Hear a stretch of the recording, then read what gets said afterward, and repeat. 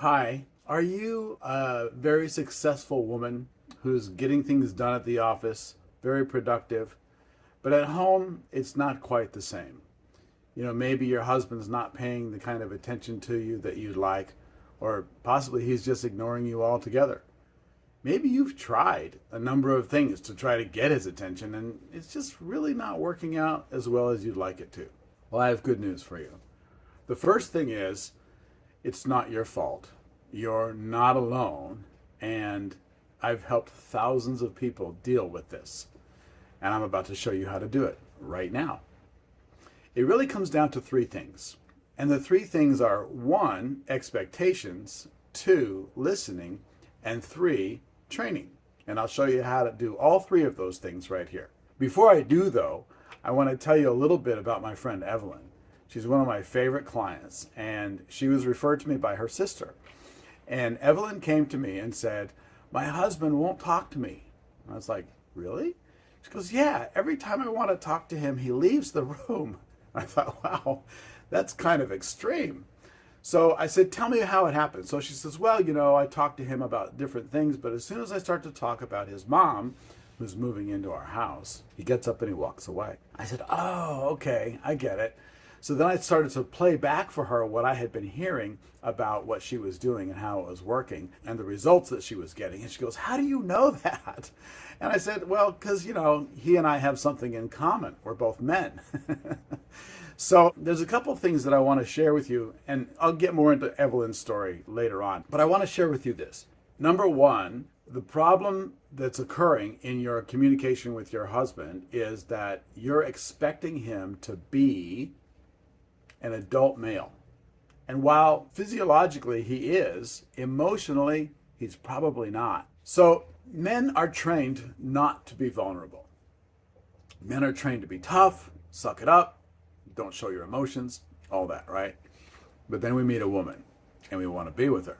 Well, as you know, if you're going to be around a woman, you're going to have to show some vulnerability at some point. But he has no training for this. So you ask him a question where he needs to be present and he doesn't know how. And so the human mind immediately goes into, well, how do I survive the situation? Because you got to remember, the primary motive for all human beings' behavior is to be safe. So if he doesn't feel safe, he's going to immediately come up with a way to protect himself from whatever it is that he perceives to be a threat. And right now, dealing with your emotions is threatening to him. So his Wayback Machine goes into all the archives and it comes up with, when was the last time that I was vulnerable with a woman and it worked out and I survived? And usually it was with his mom. So here you are asking a simple question to an adult man and he's responding to you as if you're dangerous somehow, right? He's being the little kid. And you're going, "What's the matter? I just asked you a simple question." And so he immediately gets defensive and then the whole thing degrades from there. Does that sound familiar?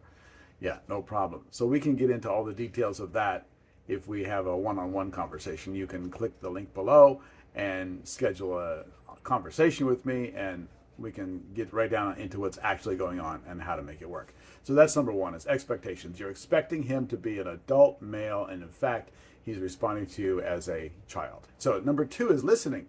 So listening is really not keeping your mouth shut while the other person talks.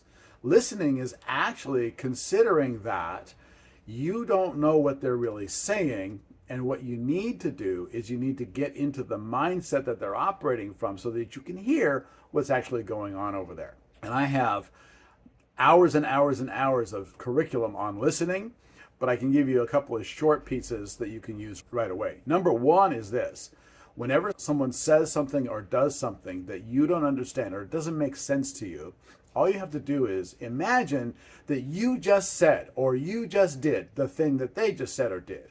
And then ask yourself, now, why would I have done that? Now, going back to the first principle, which is that everybody's behavior is always based on their desire to feel safe, consider that everything anybody's doing is always to preserve their safety.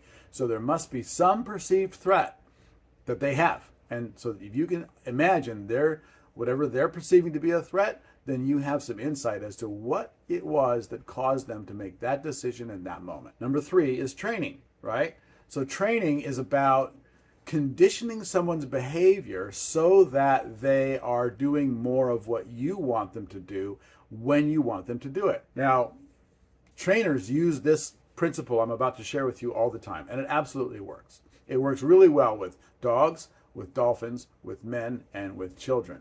Don't try it on women, it won't work. But training is really simply this. It's called neutral to positive response. See, when a man says something or does something and you respond to him in a negative way, it's exactly the same as far as the impact on him as if you responded in a positive way, because you are responding to him. Now, so if he does something that's not what you want, or he says something that's not what you want, you simply ignore it like it didn't even happen. You turn away, you don't even look at him, because the absence of response will have his attention. Whereas if you say something to him, oh, I don't like when you say that, he's just going, yeah, okay, well, whatever. But when he does something that you want, that's actually what you really want, and he does it when you want it, which is even better, like when you ask for it, then you reward him. And the reward has to be interesting and unique. You can't use the same reward all the time, because they'll figure that out and they'll stop participating. So that's the nuggets, right? Number 1 is expectations. Number 2 is listening. And number 3 is training. But let me share with you what happened with Evelyn. So I worked with Evelyn for a few weeks, and I gave her the real meat and potatoes of the little pieces that I just shared with you right now. What she told me was that after a little while, her husband not only started listening to her, but he actually would come to her and ask her if she wanted to talk about what it was that she was dealing with regarding the mom moving in and all that. She says after that, they have a romance now that they've never had since they met like 20 years ago. And not only that, she took the process that I trained her with, she took it to work. Now, she's a very successful woman. She owns, I think, 5 locations of a in-house care facility. So she has over 200 clients that she is servicing on a monthly basis. She took this process that I taught her to her office, and she trained her division managers to use it there. And they got so effective in their areas that the profitability of her company increased, and she was only working 7 months out of the year, which meant that she and her husband were traveling for 5 months every year. And it even got better than that. She ended up selling that company like 3 years later for 4 times what it was worth when we first started working with each other. Of course, that's not what she came to me for, and I'm not promising you results like that. But I can tell you that the processes that I'm going to share with you will apply everywhere in your life. Thank you.